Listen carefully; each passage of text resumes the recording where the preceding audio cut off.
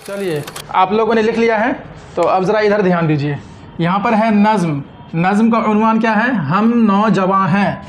आपके निसाब में जो नज़्म है उसका उन्वान क्या है? हम नौजवां हैं। और हम नौजवां हैं नज़्म के मुसन्निफ़ कौन है? तो वो है परवेज़ शाहिदी। परवेज़ शाहिदी का नज़्म हम नौजवां हैं आज हम लोग पढ़ रहे हैं। चलिए, नाम क्या है? परवेज़ शाहिदी। तो परवेज़ शाहिदी के बारे में ही आज हम लोग बिल्कुल तफसील से लिख रहे हैं। तो आप लोगों ने लिख लिया है, अब एक बार इसको समझ लीजिए। सबसे पहले बात करेंगे असल नाम। तो परवेज़ शाहिदी का असल नाम क्या है? सैयद इकराम हुसैन। परवेज़ शाहिदी का असल नाम है सैयद इकराम हुसैन। आगे देखिए तखल्लुस। तखल्लुस क्या होता है? हाँ, शायरी में जो छोटा नाम शायर इस्तेमाल करता है उस नाम को बोलते हैं तखल्लुस। तो तखल्लुस क्या था? इकराम।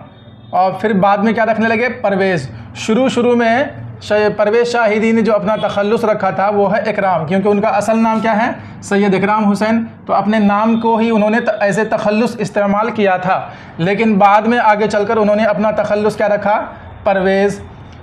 चलिए, ठीक उसी तरीके से जिस तरीके से गालिब ने पहले अपना तखल्लुस अपना नाम को ही रखा था यानी असद, और बाद में क्या रखा? गालिब।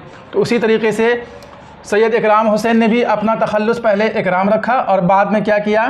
परवेज़। तो ये दोनों उनका तखल्लुस है। आगे बात करेंगे हम लोग पैदाइश।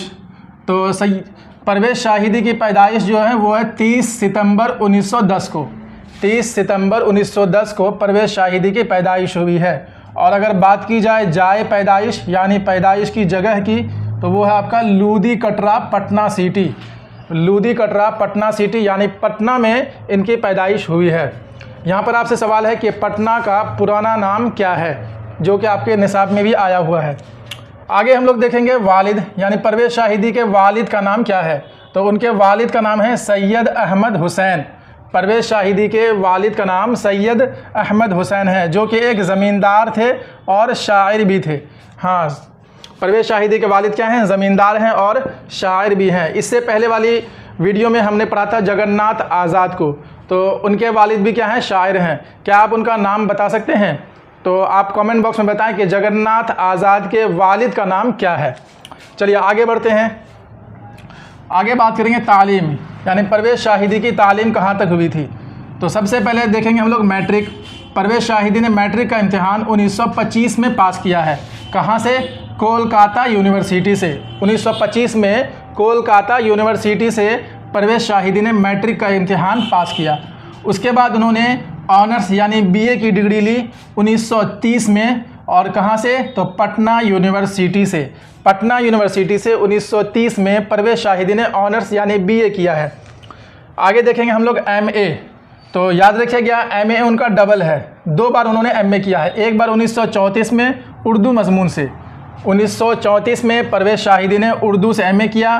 फिर 1 साल के बाद 1935 में परवेज़ शाहिदी ने फ़ारसी से एमए किया। तो उनका डबल एमए है, एक बार उर्दू से और दूसरी मरतबा फ़ारसी से। 1934 में उर्दू से किए हैं और 1935 में फ़ारसी ज़बान से उन्होंने एमए किया है।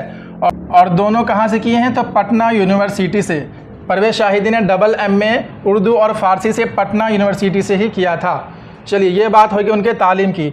अब आगे बात करेंगे हम लोग खिदमात, यानी ये था उनका एजुकेशनल लाइफ, पढ़ाई लिखाई के बारे में। अब बात करेंगे हम लोग प्रोफेशनल लाइफ यानी उनकी खिदमात के बारे में। तो सबसे पहले देखेंगे इस्लामिया स्कूल कोलकाता।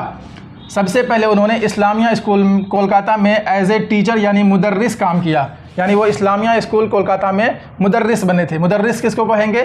तो जिसको हम उस्ताद कहते हैं, मुअल्लिम कहते हैं, उसी को उर्दू में मुदर्रिस भी कहते हैं। इंग्लिश में बोलेंगे टीचर और हिंदी में हाँ शिक्षक कहेंगे। चलिए आगे देखते हैं। फिर चंद दिनों के लिए इंस्पेक्टर ऑफ स्कूल बने थे, यानी कि इस्लामिया स्कूल में मुदर्रिस यानी टीचर बनने के बाद कुछ दिनों के लिए उन्हें स्कूल इंस्पेक्टर ऑफ स्कूल बनाया गया था। आगे देखेंगे। और उसके बाद 1947 में सुरेंद्र नाथ कॉलेज कोलकाता में उर्दू के लेक्चरर बहाल हुए। उर्दू के लेक्चरर मतलब प्रोफेसर। तो उर्दू के प्रोफेसर बने थे कहाँ पर? सुरेंद्र नाथ कॉलेज में। और कब? तो 1947 में। चलिए यहाँ तक बात आ गई समझ में। आगे देखिए 1958 में परवेज़ शाहिदी शोबा उर्दू कोलकाता यूनिवर्सिटी से वाबस्ता हो गए। यानी कि 1958 में परवेज़ शाहिदी कोलकाता यूनिवर्सिटी के जो शोबा उर्दू है, शोबा उर्दू का माने क्या होगा? उर्दू विभाग या उर्दू डिपार्टमेंट, ठीक है। शोबा बोलते हैं हम लोग विभाग को या डिपार्टमेंट को। तो उर्दू विभाग से वो जुड़े थे, कहाँ पर? तो कोलकाता यूनिवर्सिटी में। चलिए, ये हो गई उनकी प्रोफेशनल लाइफ की बात, यानी उनकी खिदमत की। तो सबसे पहले उन्होंने इस्लामिया स्कूल में एज ए मुदर्रिस, एज ए टीचर काम किया। फिर चंद दिनों के लिए वो इंस्पेक्टर ऑफ स्कूल बनाए गए और उसके बाद 1947 में सुरेंद्र नाथ कॉलेज में, जो कि कोलकाता में है, उर्दू के लेक्चरर यानी प्रोफेसर बने। और उसके बाद 1958 में कोलकाता यूनिवर्सिटी के शोबा उर्दू से वाबस्ता हुए थे। चलिए, यहाँ तक बात हो गई। अब आगे एक चीज़ और याद रखिएगा कि परवेज़ शाहिदी की शादी आला तालीम याफ्ता, आला तालीम याफ्ता का माने होगा बहुत ज़्यादा पढ़ी लिखी, यानी आला तालीम हासिल की हुई। नाम क्या है? फ़ज़ीलतुन्निसा बेगम। तो परवेज़ शाहिदी की शादी आला तालीम याफ्ता फ़ज़ीलतुन्निसा बेगम से हुई थी। जी, अहलिया का नाम क्या है? आपके किताब में सवाल आएगा कि परवेज़ शाहिदी के अहलिया का नाम क्या है? तो अहलिया बोलते हैं हम लोग बीवी को ही, तो उनकी बीवी का नाम है फ़ज़ीलतुन्निसा बेगम। चलिए आगे देखेंगे वफ़ात। तो परवेज़ शाहिदी की पैदाइश हम लोगों ने देख लिया है 1910 को लोधी कटरा पटना सिटी में, और उनकी वफ़ात यानी इंतकाल जो है वो है 5 मई 1968 को। कब हुई थी? 5 मई 1968 को। और किस वजह से? तो कसरत नोशी यानी ज़्यादा पीने की वजह से उनकी वफ़ात यानी उनका इंतकाल हो गया था। आगे देखेंगे तकलीद। तकलीद का माने होगा पैरवी करना या अपना उस्ताद मानना। तो यहाँ पर हम लोग देखेंगे कि शायरी में परवेज़ शाहिदी किन किन लोगों को या किन किन शुअरा को अपना उस्ताद मानते थे या उनको फॉलो करते थे। तो सबसे पहले है नासिख, परवेज़ शाहिदी जो नासिख को फॉलो करते थे। उसके बाद है गालिब और जिगर मुरादाबादी। तो नासिख, गालिब और जिगर मुरादाबादी शुअरा की तकलीद कौन करते थे? परवेज़ शाहिदी करते थे। इसके अलावा वो अल्लामा इकबाल से भी इंस्पायर्ड थे और बंगाल के एक बहुत ही मशहूर शायर हैं रविंद्रनाथ टैगोर, उनको भी ये बहुत ज़्यादा पसंद करते थे। तो ये हो गई बात तकलीद की। उसके बाद एक बहुत ही ज़रूरी और बहुत ही अहम है जो कि आपके एग्ज़ाम में बार बार पूछा जाता है, शेरी मजमूए। शेरी मजमूए से मुराद यानी शायरी की किताब। तो परवेज़ शाहिदी की 2 शायरी की किताबें हैं जो कि इशाअत हो चुकी हैं। पहला है रुख से हयात। परवेज़ शाहिदी के शेरी मजमूए का नाम में जो सबसे पहला है वो है रुख से हयात और दूसरा है तसलीस हयात। तो परवेज़ शाहिदी की 2 शायरी की किताब है, एक है रुख से हयात और दूसरा है तसलीस हयात। एक सवाल आपके बुक में आएगा, आपकी किताब जो दरख्शां उसमें आएगा कि तसलीस हयात की इशाअत कब हुई थी। तो ये आपके बुक में मेंशन नहीं है, लेकिन वहाँ पर आप लिखेंगे कि इसकी इशाअत आज़ादी के बाद हुई थी या फिर 1947 के बाद हुई थी। सवाल रहेगा तसलीस हयात की इशाअत कब हुई थी, तो जवाब में लिखिएगा कि आज़ादी के बाद हुई थी। तो ये हम लोगों ने परवेज़ शाहिदी के बारे में मुकम्मल जानकारी हासिल कर ली।